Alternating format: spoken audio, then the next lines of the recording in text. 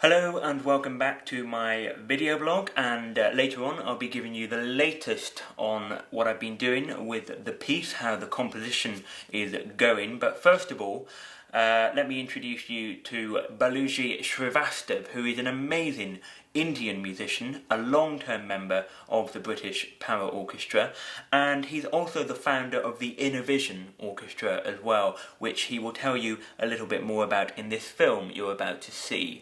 He begins by explaining a little bit about the sitar and the tabla. Sitar has got a greetings,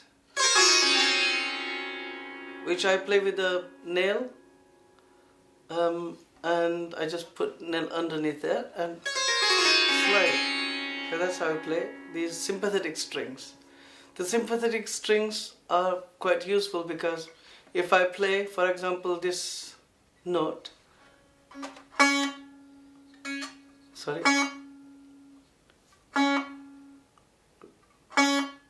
there's no sound. And now, if I play the same note,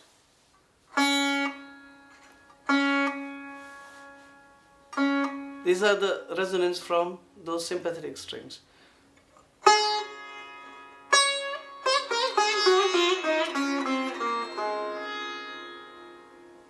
So this is the first thing sitar can do, which is unique.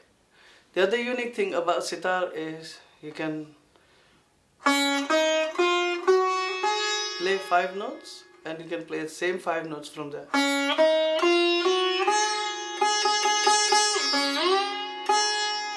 So you can pull up to 5 notes, pulling the string. So you got lots of possibilities.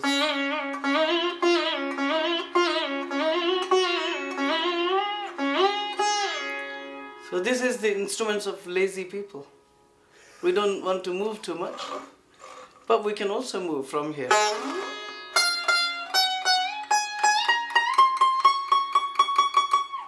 So tabla's got, this is a special thing I want to talk about. This is called sound controller. I call it sound controller. In India we call it syahi because it's a black one. And what it does, if I play like this, it's a different sound, but if I play like this, it's a different sound. That's about the right one. And the left one, it's not tuned because you can tune it. So you don't need to tune. But this one has to be tuned to a right pitch, which could be the tonic note or the main note, whichever suits. So this is tabla I'm playing.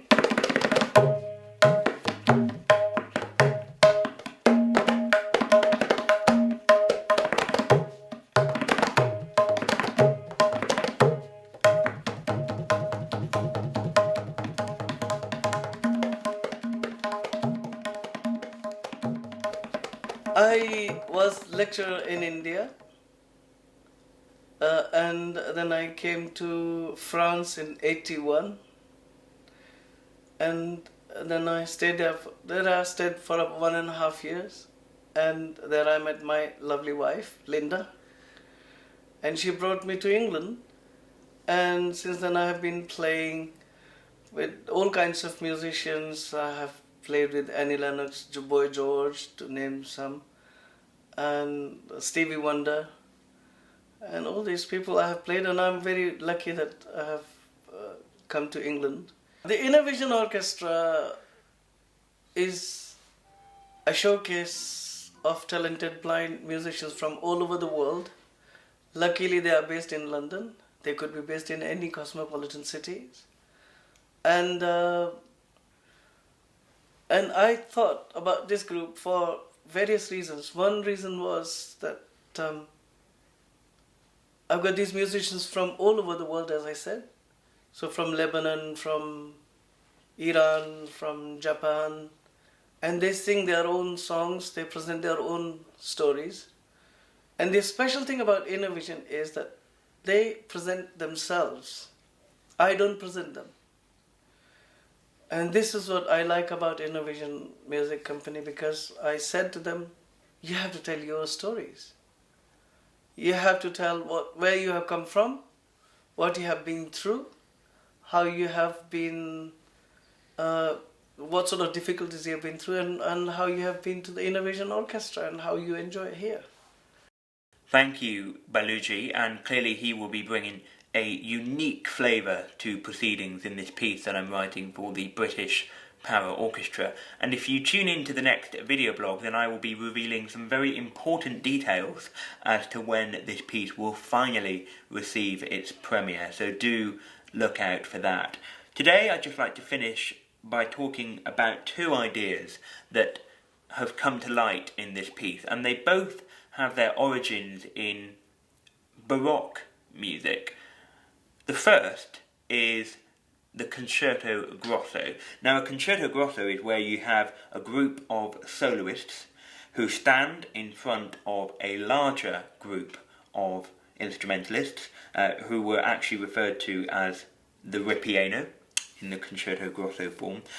And in this case, of course, it's the symphony orchestra who are accompanying the Paraorchestra, who are the group of soloists.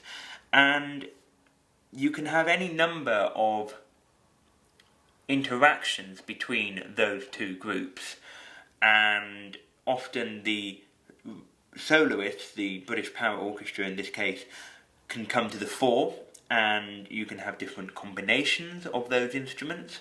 You can have them in dialogue with the ripieno. You can have them playing against the ripieno.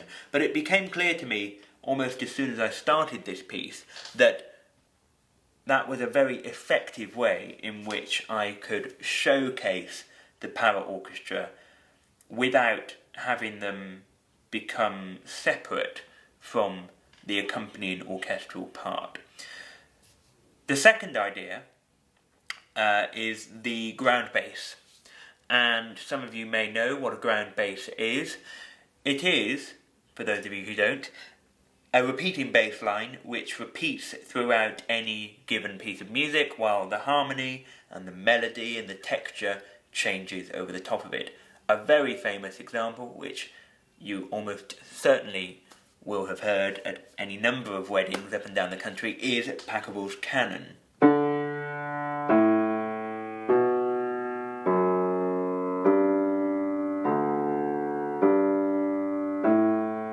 And then that just repeats throughout that entire piece if you listen to it. And so I've done a version of that. The contemporary twist on my version is that my bass line features all 12 notes of the chromatic scale. That's 12 before you get back to the same note, the octave above. Here it is on its own.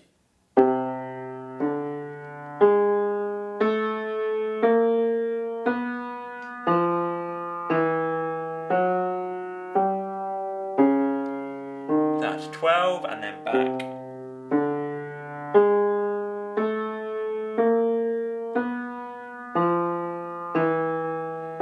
Okay? So no matter what happens over the top, and then it's back to C again, no matter what happens on the top, that bass line will still occur in that order underneath. Here are some of the chords I've written over the top of that bass line.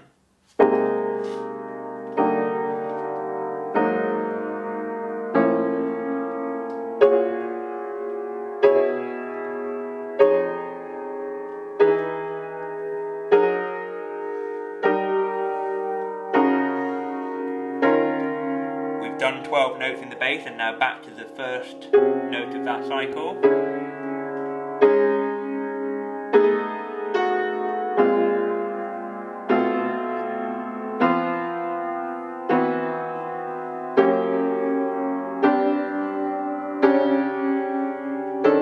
That's another 12, and now back to the first note.